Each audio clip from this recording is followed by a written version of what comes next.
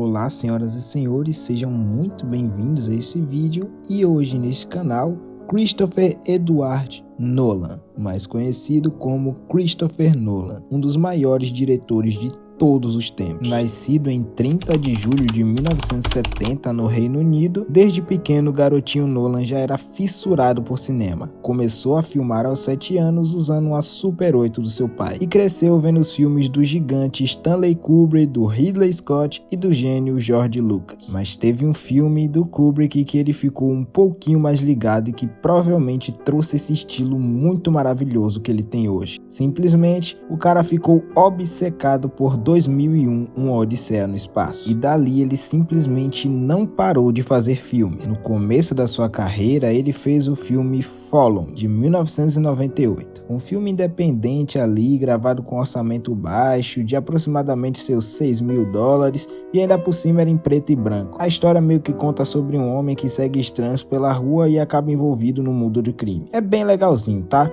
Mostra que o diretor realmente tinha potencial, mas não é tão bom assim. E já mostra ali que o cara tinha um gosto por narrativas fragmentadas, né? E como eu disse, não era tão bom, mas abriu grandes portas pro cara, porque a crítica gostou bastante. E aí, nos anos 2000, ele lança Memento, que foi um grande salto na carreira dele. Um suspense contado de trás pra frente sobre um homem com perda de memória tentando resolver o assassinato da esposa. Indicado ao Oscar de melhor roteiro original, virou referência em montagem não linear. E pra chato que for comentar que foi de melhor roteiro e não de melhor diretor, entenda que o roteiro tem que passar pelo diretor, tá, seu idiota? E depois, lá em 2002, rapaziada, Nolan lança Insônia, primeiro filme com um grande estúdio, que foi a Warner. E tinha estrelas pequenininhas, meus amigos, uns caras assim, pouco conhecidos, tá ligado? Al Pacino, Robin Williams e Hilary Swank. Um thriller psicológico com ambientação fria e densa no Alasca. Ali já mostra que o Nolan não tinha medo de lidar com esses caras enormes, ele simplesmente fazia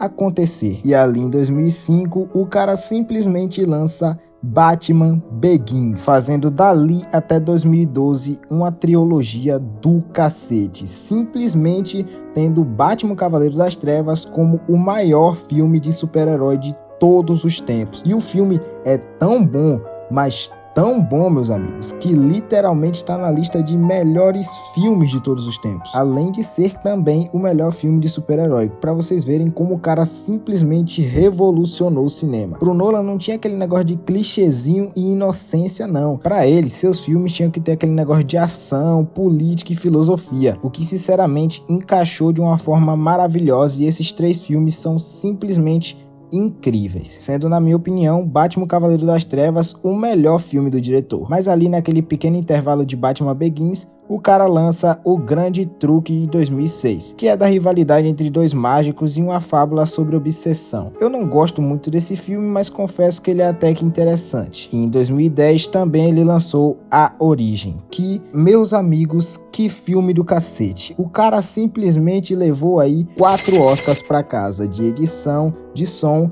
efeitos visuais e fotografia. E depois de encerrar sua trilogia, Nolan lança Interestelar, um dos maiores filmes do diretor também, que é um filme que é extremamente bonito. Pense num filme bem atuado, bonito, dirigido.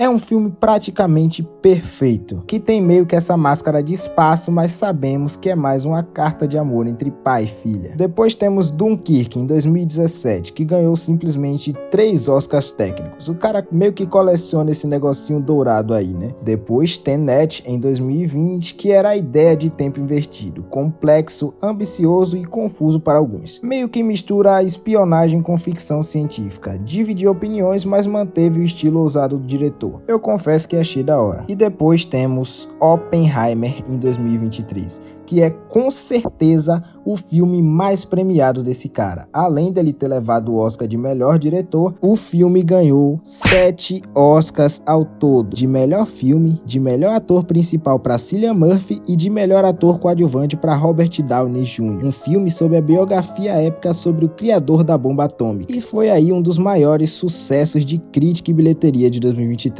Eu lembro que literalmente todos falavam desse filme. Agora vamos falar um pouquinho sobre as marcas registradas desse cara, que são seus personagens obcecados. Praticamente em todo o filme do Nolan, muitas vezes os personagens estão lidando com culpa, perda ou missão impossível. Eles são profundos, falhos e intensos, dando por exemplo aí o próprio Bruce, que tem sua cruzada contra o crime, nasce do trauma e não do heroísmo. Também o Oppenheimer, dividido entre genialidade, patriotismo e o peso de ter criado uma arma que pode literalmente destruir o mundo, e entre muitos outros. Outra coisa que marca também o diretor é esse realismo dele, porque os filmes dele têm uma edição tão perfeita, mas tão perfeita que parece que o cara tá um passo à frente mesmo. As trilhas sonoras são todas encaixadas no momento exato, as narrativas às vezes não são lineares para confundir um pouco o público e deixar a gente confuso e entretido, e tem fidelidade ao cinema físico, né, rapaziada? E ele acredita no cinema como experiência sensorial e coletiva, por isso quase não lança direito para streaming. O cara realmente gosta de fazer